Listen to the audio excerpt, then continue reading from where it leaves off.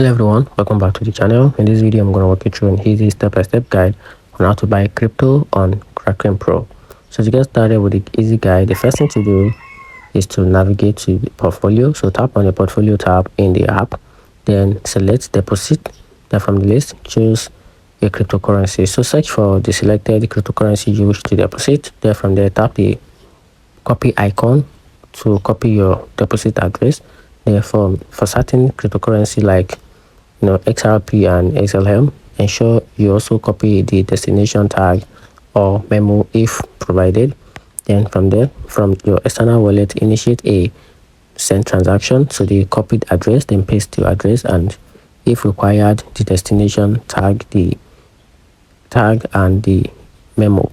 Then after that, once the transaction is confirmed on the blockchain, the fund will appear in your Kraken Pro account. And that's how you can simply buy crypto from Kraken Pro app. Find the video helpful, turn on the notification button, and subscribe for more. Thanks.